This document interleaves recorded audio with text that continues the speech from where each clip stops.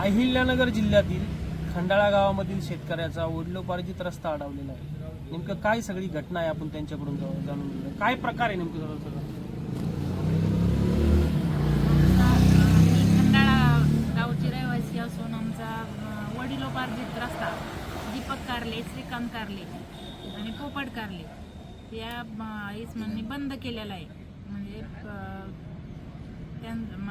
बंद केलेला आहे. आम्हाला जाण्या येण्यासाठी खूप अडचण येऊ राहिली.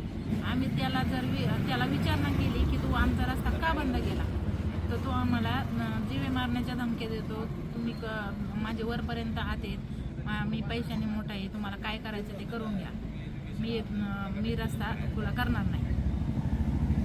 यासाठी तुम्ही शासन पातळीवरती कोणाकडे गेले होते का? तहसीलदार असेल, कलेक्टर असेल?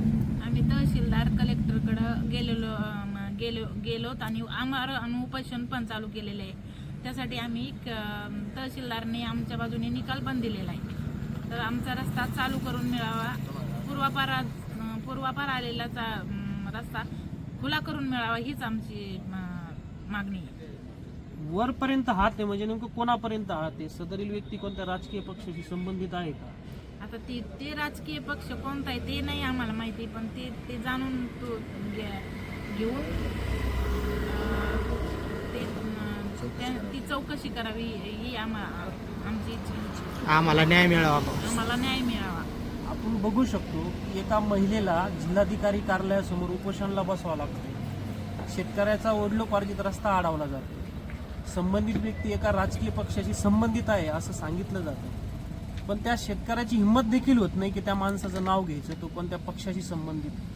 नेमकं हे असेच जर प्रकार चालू असले तर सर्वसामान्य शेतकऱ्यांनी काय करायचं? या सर्व प्रकारावरती महाराष्ट्राचे गृहमंत्री देवेंद्रजी फडणवीस नेमकं काय कारवाई करतात?